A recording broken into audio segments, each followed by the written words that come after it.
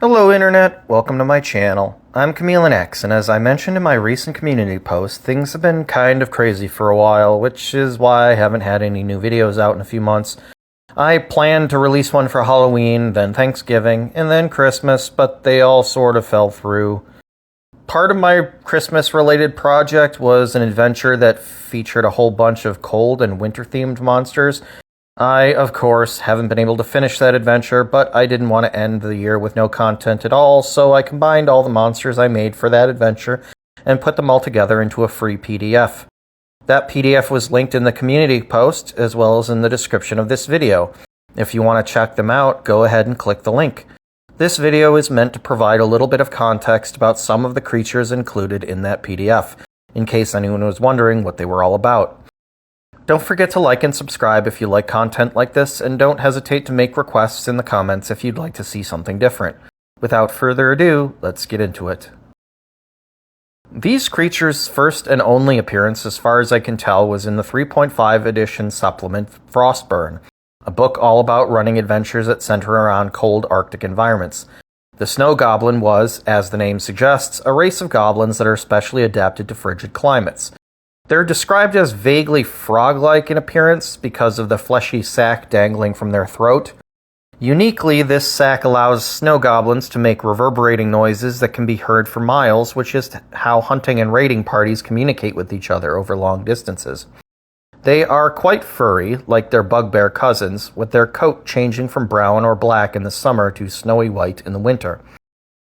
They are mechanically similar to other goblins. They have resistance to cold damage, ice walk, and a climb speed, as well as the aforementioned throat sac. The shaman also has the ability to cast some druid spells. There isn't much said about their social structure other than them being fairly egalitarian. Females are said to be larger than the males and more prone to cruelty and torture of captives. Beyond that, one can assume that the standard goblinoid lore applies to them just as well. Like any other goblinoid, they make for good low-level threats to throw at a Tier 1 party. For higher levels, you can send in waves of these little buggers to chew at their ankles while a bigger monster lurks in the background, waiting for the party to get sloppy. Their narrative potential isn't groundbreaking, as you might suggest. Like most goblins, they're neutral in alignment, so it's conceivable that the PCs could decide to talk instead of fight. That said, their aggressive nature and the mention of cruelty and torture makes it likely that things will break down into violence more often than not. This guy is technically a creation of my own, but it is very obviously based on the 4th edition depiction of the Cobalt Dragon. As I mentioned in my video on the Adamantine Dragon, 4E's roster of metallics brought back many of the more obscure worms from D&D's past, but more often than not with a drastic redesign that made them essentially entirely different creatures that just happened to share the same name. Among these classical revisions were the Adamantine, Iron, Cobalt, Mercury, and Steel dragons. The Cobalt presented in 4th edition was a cold-based monster, very much unlike its 2nd and 3rd edition incarnations, which were associated with electromagnetism. The original Cobalt was a small, scrawny, tactically minded, and scheming creature more akin to a dragon-sized kobold than the brutal, domineering, and tyrannical bully portrayed in the Draconomicon 2. I imagine the reason for this discrepancy is that the authors of the 4th edition books were just unaware of the original Cobalt Dragon, since it only ever appeared in Dragon magazine articles, and to the best of my knowledge was never incorporated into any official modules. It is for this reason that I decided to rename this creature to the Indium Dragon. All of the 4th edition lore for the Cobalt Dragon can thus stand side by side with what was already established in previous editions, which is the kind of consistency I strive for when converting older materials. Anyway, with all this out of the way, what can we say about the Indium Dragon? Well, as should be expected for 4th edition, there isn't a lot of lore for this creature. They're defined by being possessive control freaks who consider anything in their domain, living or otherwise, to be their property. They measure success by the lands they subjugate and the power of the creatures under their control.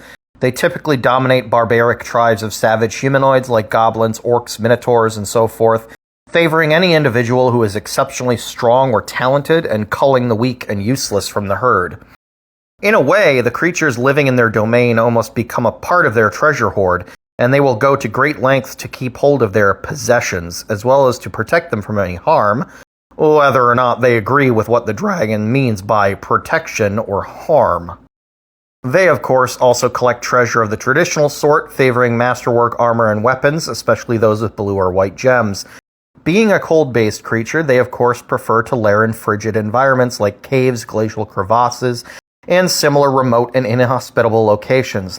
They also occasionally lair in the Shadowfell, especially in the frigid wasteland of Leatherna, which is the domain of the Raven Queen. And that's about it. Apart from their debut in the Draconomicon 2, I could only find 2 examples of the 4E Kobold being included in any published work. Both of them were in Living Forgotten Realms adventures featured only in organized play events during the run of 4th edition. Neither of these appearances added anything of note. In the first, a Kobold Wyrmling is included as a pet to an Archfey called the Icy Queen, with no further explanation for its presence or loyalty, which should run directly counter to its established domineering personality, but whatever. In the second, a Cobalt Dragon is included as the mini-boss of a throwaway encounter involving the Order of the Blue Flame in an adventure called the Paladin's Plague. Again, the dragon's appearance is not commented on or explained in any way, it's just sort of there. Although, interestingly, its involvement with the Order of the Blue Flame does call back to a theory I mentioned in my Adamantine Dragon video. This religious order is secretly a group of zealots who saw the spell plague as a divine blessing and sought to research and expand the plague-wrought lands that had popped up across Faerun, as well as to encourage people to acquire spell scars and learn to understand and control the wild magic they produce. In my video, I suggested that perhaps the Ferris dragons of previous editions actually were the same beasts that appeared in the 4th edition core setting. However, they were descendants of those who had been trapped in Torril's twin world, Abir, once it was handed over to the Primordials. Isolated completely from all sources of divine power and forced to survive in a world ruled by Archomentals and other dragons, they became mutants that still call themselves Cobalt or Iron or Adamantine dragons, but their entirely different evolutionary path has led them to be essentially unrecognizable as their original progenitors from past editions. This would explain why nobody had ever heard of these unique variants of the familiar Ferris dragons before the spell plague happened, and why nobody has mentioned any of them since. They were all sent back to their homeland when the Second Sundering hit the reset button on the Great Wheel. It would also explain why a Cobalt Dragon would be working with a religious order whose goal was to pull apart the planar boundaries separating the twin worlds, allowing, perhaps, the dragon to return to Abir. I might make a whole video on these Abiran dragons in the future, but suffice it to say, there's an interesting bit of story potential here. Moving on. Another forgotten refugee of 4th edition, the Eiskjot, are essentially plane-touched dwarves that have been infused with the essence of the para-elemental plane of ice. In the core setting of 4th edition, dwarves were at one point enslaved by the giants of the elemental chaos, and were gradually corrupted by the influence of the plane below, until all traces of their former dwarven heritage were erased, apart from their overall shape and skill at crafting and enchanting. In 4E, the Galebdur and Azer were both subspecies of these primordial dwarves, with the Eiskjot being the third variety, enslaved by frost giants. Tragically, to the best of my knowledge, the writers of 4th edition never introduced more of these plane-touched dwarves, representing hill or stone giants, though they did introduce Forgeborn dwarves as a playable subrace, which were essentially dwarves that escaped from captivity before their elemental corruption was complete, so they were just regular dwarves with a small dash of elemental magic. Anyway, I was not able to find any reference to Eiskjot being used in any publications apart from their original write-up in the plane below, Secrets of the Elemental Chaos. If anyone knows of an adventure or dungeon magazine article or something that mentions them, please let me know in the comments.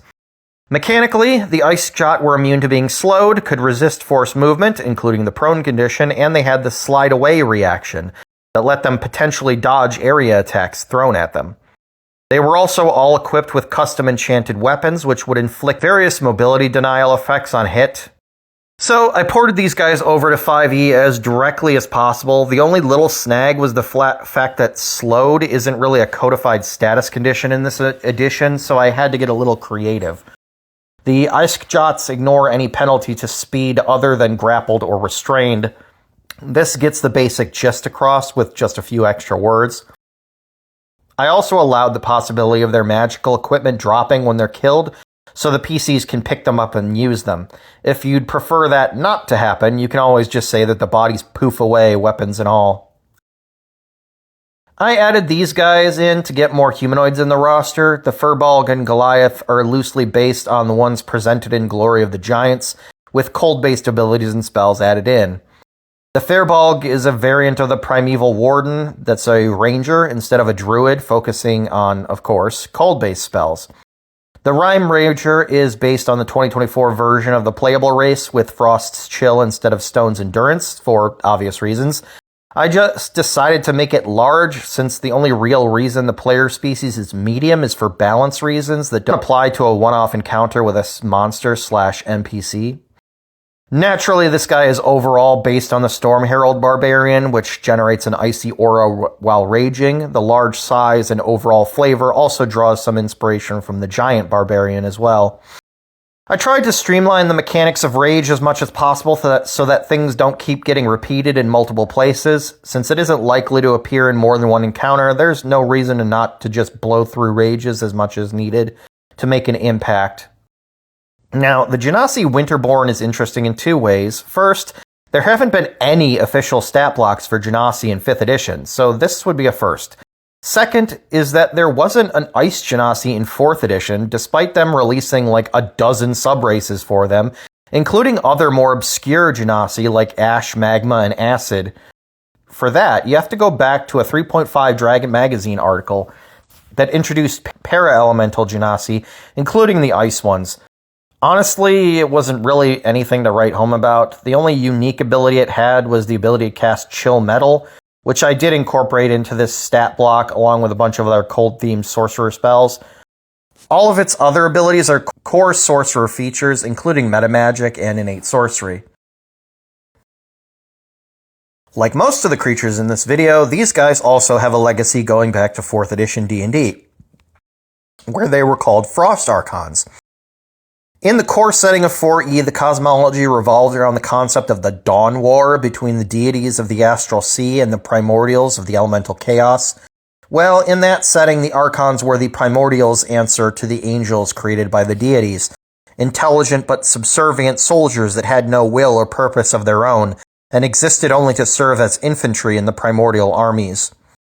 Archons were a very important part of the 4th edition lore and received a bunch of different variants. Beyond the primary 4, there were Mud, Iron, Storm, and, of course, Frost Archons, each with multiple subtypes that could fill different roles in an encounter, as was common in 4e. In the switch to 5th edition, these creatures were ported forward in the form of the somewhat underwhelming Elemental Myrmidons, which featured in the Princes of the Apocalypse adventure. This was almost certainly done because the name Archon has traditionally been used for a specific kind of celestial in D&D, so they had to change the name to something else. While fairly powerful, the 5th edition equivalent of these creatures are fairly simplistic, with nothing more than a single special attack and elemental damage resistance to set them apart. The large diversity of roles and abilities of the 4th edition Archons has essentially been condensed down into a single exemplar of each element: air, earth, fire, and water. As such, the Ice Elemental Myrmidon presented here follows the same pattern as the other 4. I took bits and pieces of the 3 variant Frost Archons of the 4th edition monster manual and combined them into one monster: the aura from one, the weapon from another, and the Icy Burst ability from the third. Perhaps in a future video I'll expand more on the Elemental Myrmidons, as I feel like this is a cool concept with a lot of potential that doesn't get talked about a lot because it came from D&D's A Red-Headed Stepchild. The Yeti Warlock of Cryonax is meant to be a boss monster, as you can probably tell from its large amount of abilities. As the name suggests, it is a warlock and has a bunch of traits and spells derived from warlock invocations, as well as a variant of Eldritch Blast that technically isn't a spell and thus can't be counterspelled. Speaking of Counterspell, it has a reaction called Consume Magic, which basically works like Counterspell, except that it also restores a spell slot. Since as a Warlock he only has 3 spell slots, this is to prevent him from running out of gas in the first few rounds. I think there's another boss level monster published recently that has an ability like this, but I can't think of which one offhand. But suffice it to say, there's precedent for it in the game already. Finally, for those of you who aren't aware, Cryonax is an Archomental Prince, one of the princes of elemental evil alongside Imix, Ogremok, Yancey-Bin, and Ol Hydra. Specifically, the Bleak Monarch, King of Endless Winter, is the Archomental that rules the para-elemental plane of ice, and is served by a variety of evil ice creatures, particularly frost giants, white dragons, ice elementals of all kinds, and, as shouldn't be a shock to you, Yetis, who worship him as a god. Cryonax himself is often depicted looking quite a bit like a Yeti, with an ape-like head, curling ram's horns, and a mass of frigid tentacles in place of arms. The visual similarity to Demogorgon is fairly obvious and might be one of the reasons the character hasn't been as popular as the other princes of elemental evil. There doesn't seem to be any explicit reason for this similarity in lore, and various depictions of Cryonax make him look more lionish or less ape-like, so it's probably just a coincidence of art direction. Cryonax has been covered in a few TSR game supplements, a handful of Dragon Magazine articles, and was mentioned in Tomb of Annihilation for 5th edition. He also had an extremely minor role in the video game Baldur's Gate 2, where he appeared along with Yancey-Bin as a mid-boss. As far as I can tell, however, he's always been a background character compared to the other more popular elemental princes. In my conversion, I took inspiration from the other Archomentals in Tomb of Annihilation, and based his abilities on the published stats from Dragon Magazine 347, which was the most recent official stat block for him I could find. He is certainly a formidable encounter for any party of high-tier adventurers, with the capacity to cause over 120 damage per round, several options for repositioning and incapacitating high-threat targets, and countermeasures for a wide variety of player tactics. His suite of abilities makes it extremely difficult to safely approach him and keep him within striking distance. So I imagine this guy leaping around, climbing on walls, and pelting the party from afar with ranged spells like a pissed-off monkey, while punishing anyone foolish enough to get close to him by grabbing them and throwing them at their allies.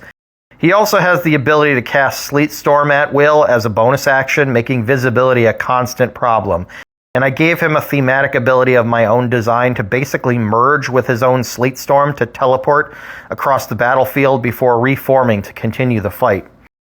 In the adventure I'm writing, Cryonax serves a similar role to Tiamat in the Tyranny of Dragons adventure. He's the secret final boss that shows up to wipe the party if they royally screw up their quest. There's things they can do to weaken him to make it possible to fight him at their level, but if he shows up at full power, then it's time to roll up some new characters, because you're not going to be able to walk away from this. If you're running a high-level campaign, of course, you could just straight up throw this guy in there and see how your players do. I'd be interested to see how he measures up to the other Princes of the Apocalypse. Well, that's it for this one. Sorry I couldn't come out with something sooner, but as I explained in my community posts, things have been a bit hectic for me lately. As usual, the PDF with all of these monsters and more will be linked in the description. Don't forget to like and subscribe, click the bell for a notification when I produce more content. Hopefully that won't be another 3 months. Until then, I've been Chameleon X, wishing you all happy holidays.